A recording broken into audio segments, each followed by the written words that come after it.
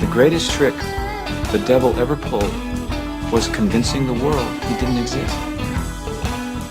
I said it before and I'll say it again. Life moves pretty fast. You don't stop and look around once in a while, you could miss it. Keep the change, you filthy animal. Good morning, Vietnam! It's the Al Travis Show, and we'll just see what happens here with our next guest. He is Representative Walter Hudson, who I don't think anybody's going to be shocked. I love having him on the program. We're able to talk about just about anything. But two things happened literally this weekend, what I thought was interesting. I was gone for the weekend. Representative, you're still on mute. I was gone this weekend, and so I was kind of catching up on the Facebook stuff when I got back. And I have a friend who posted over the weekend a few "can you be religious and be Republican" kind of posts. And I'm like, yeah, I didn't want to go down the rabbit hole. So I have Representative Walter Hudson coming on the program, and I've had him on many times. And as I'm looking at your ex, and I don't know why I haven't seen this before. I don't know how long he's been on here. Long intro. You have your name and then John 3:19. And this hits my eye. First off, thank you for being here. How long have you had 3:19 on your ex, your profile? It's been there since at least after I changed it from a joke post the invasion of the committee hearing room, where my moniker given to me by the assailant, chicken meatball headed, MFer. Yeah, that was there for about a week, and then I switched it to John 3:19. All right, so and again, first off, thank you for putting stuff like it made me look it up, because right off the top of my head I didn't know it. Everybody knows 3:16. This is where we're going to get in trouble in radio, quoting scripture. For God so loved the world, he gave his only begotten Son, that he whoever believes in him should not perish but have eternal life. That's just written in the Bible, folks. Don't get mad. But what's interesting about that one is I do this class with these young adults at my church and have for years. They just get out of confirmation class. And we always like, what's the most known Bible verse? And they'll throw some, but John 3:16 always comes out. And that's because of our age. It was at the end of the football zone. Everybody always had that sign, kick it here, and then somebody else had 3:16. My favorite is 3:17. For he did it to not condemn the world, but to save it. And yours is 3:19. Can I read it? Yeah, go ahead. And this is the condemnation, that light is come into the world, and men loved darkness rather than light, because their deeds were evil. Man, that's a heck of a thing to put in your ex post, my friend. What happened when you're smiling? You just found that and it works for you. You're a highly religious man. Where are you at? Well, yeah. I mean, listen, I'm a Bible believing Christian. Okay. I don't like to rank or place myself on a spectrum or whatever. I believe the Bible. And what I find fascinating is the cherry picking tendency. Whether you're a believer or a non-believer, there's always this tendency to cherry pick. The reason why I like John 3:19 is because of its proximity to John 3:16. Yeah. Which everybody goes to because taken out of context, it's a really feel-good, happy, feely, fuzzy verse about how God loves us. What 3:19 says, what 3:19 does is it tells you why the good news is good news. Yeah. Because it says, listen, he was willing to do this for you, and you hate him for it because you're evil, right? See. And that's what makes it the good news, is that you need this. This isn't just him. This isn't some casual gesture. This is a desperately needed saving that cannot come from you because you're evil. And that's demonstrated by your deeds, by your fruits. I hope the class is listening, which they're not. They're a young bunch of kids. But we will be talking about that come this Sunday at class, because mine with 3:17 was why. We get a lot in the Bible, do this, and this. But right after 3:16, and what a great God he is, it says why he did it. He wants to save us. And then he points out in 3:19 why we need to be saved. But, I love it. So anyway, I just want to say thank you for posting that. And then I thought, man, there aren't a lot of folks doing that, so I appreciate you for being one of those guys. We still got time for it. Okay. More work questions. Walls gets into the Star Trib this week. Well, I guess it was been Thursday, maybe it was Friday. And they're talking about he thinks he wants out. He's not as committed as he was before. If the Star Trib is saying that, is he pretty much out? What are your thoughts? Is Walz going to get in or not for governor for third time?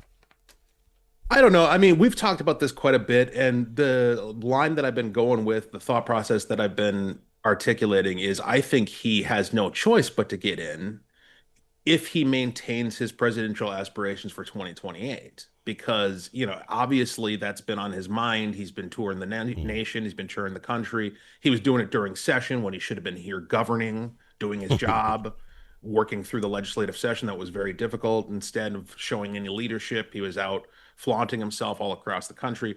The only reason you do that is to try to maintain and continue to elevate your national profile. If he's no longer the governor, there's going to be less reason for people to care what he has to say about anything. But isn't that win or lose? It's all in the governorship then? Because if he runs for governor and he wins, you're correct. He can now 2 years later run for president or whatever else he wants because see how great he is. But should he lose, yeah, you aren't going to be able to run for president as the guy who couldn't even win Minnesota when you were there for 2 terms. 3 terms are tough.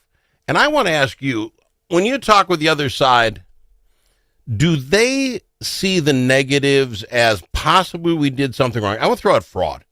We have another fraud case. We have 8 fraud cases going on. We don't seem to catch them. The U.S. government seems to catch them. Do they just seem to think, stupid U.S. government getting their nose in our business and they want it? Or does Walz look at it and say, generally you don't get a 3rd term, and I got like 8 of these fraud things hanging around my neck. Does he see it that way? I don't think so. Based Really? upon my observation of their reactions to everything, these are people who are not capable of self-reflection. They don't have regrets. Everything is like, if you've ever encountered somebody, I hate to use this analogy, but like children, right? Like children don't tend to take responsibility even when it's overwhelmingly obvious that they're at fault. They're always going to come up with 15 excuses why it's somebody else's fault or they had to do it, right? That's the way Democrats are. And they also give themselves an abundance of credit for their intentions. Yeah. Even if they are, you can see them milling around in their seat, uncomfortable about the outcome, they'll always pivot back to but this is what we were trying to do. And this is why we did it. And this is what our intentions were. Like outcome-based, merit-based judgments are outside of their worldview, outside of their wheelhouse. And is this just, you're saying Democrats, I get the Democrats that are in there. You voted for these things. They didn't work out. You really want to take the blame for that. I can see that. Do you think mom and pop Democrats at the table in Minnesota, and half of us are sitting there going, wow, they keep throwing $1 billion of fraud out at me. That seems like a large number. Maybe it's $2 billion. Is there a number? Is there a time when the sitting at home mom and dad Democrats say, somebody's got to take the blame? I voted these guys. Do mom and dad Democrats think the same way as those in office? Well, the intent was good. It's okay if you stole my money. Okay. I mean, based upon the electoral results, it seems to be the case in a lot of districts. And certainly statewide. I mean, I'm astounded that Walz got reelected in 2020. No, it's after COVID and all the rest. Yeah, after the COVID lockdowns and after letting Minneapolis burn down, and we knew about fraud at that time. Like, so it really does seem as though what I think it is, and what Democrats have capitalized on is people's desire to feel virtuous and to signal their virtue through their politics. And so what they do is they brand themselves as the party of benevolence. We're the ones who are going to take care of people. And so if you vote for us, you're signaling to the world that you care about other people.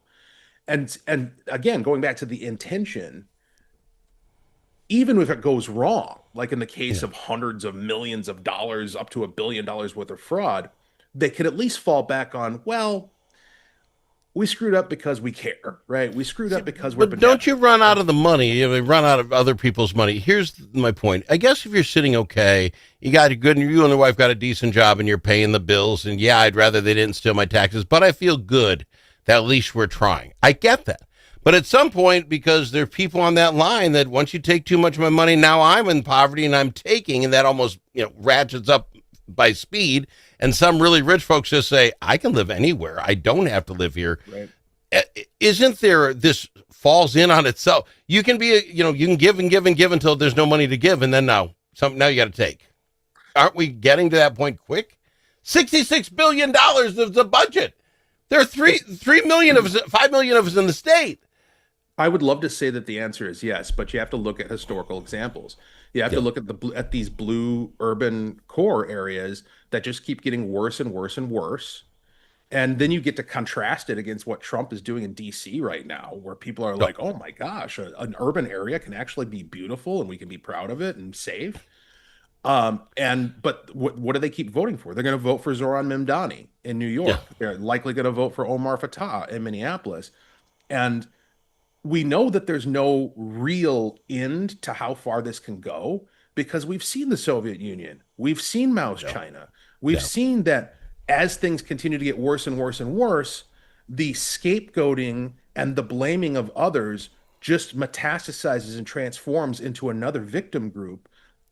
And they just eat their own. It is a cancer. This ideology is cancerous. It is anti-life at its core. And what has to happen to break somebody out of it, kind of analogous to how we started the segment, is they have to be saved. Like they literally have to have a regenerate heart that realizes, life actually is valuable for its own sake. And that means I have to respect the rights of others in order to have my rights respected. And I have to do certain things in order to be productive and virtuous in order to further my life rather than feed upon the corpses of my neighbors. That is really the choice, the fundamental choice in all areas of life throughout history. And there are societies that have made the wrong one. I will throw this thing in Washington, D.C., where Trump goes in, I'm going to clean up Washington. It's a federal area. And there was a protest about it. They were literally protesting, don't take the murderers off my street. I look and say, what are you talking about? This isn't they went into Indiana. It's a federal area, and they're trying to make it clean and get rid of the bad guys. Anyway, we got to go to break. I do want to, on the other side, I'll hit you up quick. Tariffs and Trump might just be helping Minnesota. We'll talk about it real quick right after this. With Representative Walter Hudson. Think about it. Now that school's out for the summer, how are Minnesota students doing? Not very well. Minnesota ACT scores fell again last year and are the lowest they've been in 10 years. In fact, fewer than half of Minnesota students can either read or do math at grade level. Think about it. We used to brag about our schools. Now we're losing to states like Mississippi. Visit AmericanExperiment.org for more information. Think About It is brought to you by Center of the American Experiment, Minnesota's think tank. Dust from livestock buildings can be harmful to your animals and to you. Coughing animals can lead to costly vet visits and other serious health problems. Now there's an environmentally safe solution for your dust problems. It's called Dust Lock. Dust Lock can control the dust all summer long with just one application. Protect your animals and your health with Dust Lock. Learn more at dustlock.com.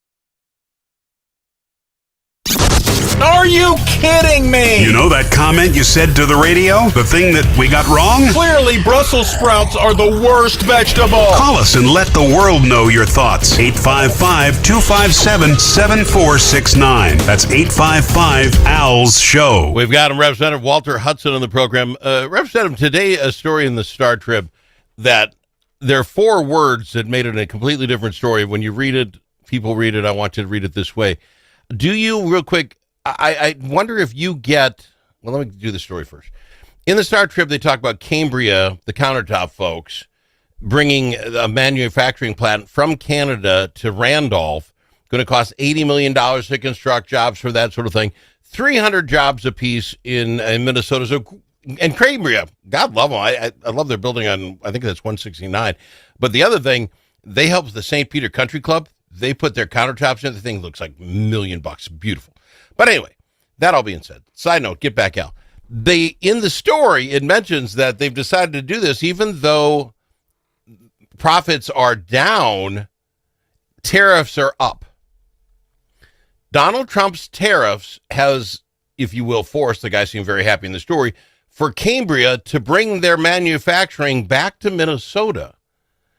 I think you remember when they brought up the tariff, what, Liberation Day or whatever. The world went to heck. The stock market's going to close. China's going to own us. And all I keep seeing is good things. Do you have the ability to keep track of how much Minnesota stuff comes back so we can tell how that affected Minnesota? That's 300 workers and $80 million. Seems like a win. Yeah, it definitely does. The extent to which we'll continue to benefit from the things that Trump is doing in D.C. depends upon our ability to keep up with the policy here in Minnesota. I mean, we would be doing a hell of a lot better if it wasn't for what the Democrats have done over the past couple of years, especially under their trifecta. Unemployment is up, by the way. Good point. Unemployment the highest has been in 4 or 5 years. Well, I just look at the data center issue, right? And this is something where there actually was bipartisan agreement. In fact, Governor Walz, he was quiet about it, but it was one of his top priorities. He wasn't out there, pounding the podium about it, but he really wanted to bring data centers into Minnesota, and his party wouldn't let him because they are led around by the nose by their radicals. And the excuses that they gave were absolutely ridiculous. They're like, oh, these tax incentives are corporate welfare, and we're concerned about the effect on the environment, which is ludicrous because there's no universe where these data centers aren't going to be built. They will be built. The only question is whether we're going to benefit economically from it. Exactly. And so, if we get our heads out of our rears, we could really see some dynamic economic action here in this state, even despite the mistakes we've made in the past. But, Democrats would have to, again, have some insight, have some self-awareness, get over themselves. And I don't see that happening anytime soon. So with the last 90 seconds, how do we get people into these races to do that as a Republican? In that we're told as soon as the session was over, there'll be all the ponies are coming out, and then we have the extended session, that didn't happen. And then the shootings. Well, guess what? State fairs going on. And other than, and again, I'm not ripping Jensen or Qualls, we have two people we know they're in, but no new blood, no one challenging them. Isn't this time ripe? Isn't it ripe to get in and try to take this thing? By certain analyses, sure. I mean, without violating any confidences, let me just say that I think we'll be having a different conversation next week. Oh, fair enough. To say, depending what matrix, I don't know. Education, all the numbers are down, but the cost is going up. I just mentioned unemployment was high as been in 4 years, and we didn't even get to talk about the 8 to 10 frauds that are going on in the state of Minnesota. When, if a Republican wanted to win, and the governor's already done it twice, we've never elected a third time. When would be a better time? This is ripe for the pickings. Yeah, I mean, it's a great time. The problem is, timing is only one factor. The environment is only one factor. You also need to have infrastructure. And the Republican Party, that's the thing, is as bad as the Democrats are, the Republican Party has not been able, as a coalition, to really build something that could get behind a candidate to push them across the line. Because it doesn't matter. The one lesson that I've learned is that the facts, there's that Shapiro likes to say, facts don't care about your feelings. Well, they also don't care about your silence, right? Like if you don't have the ability to get your message out, then nobody's going to care about the facts. Well, with it, okay, the GOP in Minnesota, you've got to either be able to raise money or, like you say, have the infrastructure to get the message out or go find talent. I'm not sure what the GOP is doing in any one of those categories right now. It's just trying to survive, as far as I can tell. I got to go. Oh, Yep. We're out of time. I It's appreciate you, sir. Yeah, Yep. I appreciate you very much, Representative Hudson, especially talking with the Bible to start. I appreciate you a ton. I really do. You have a good day. You too. Bye.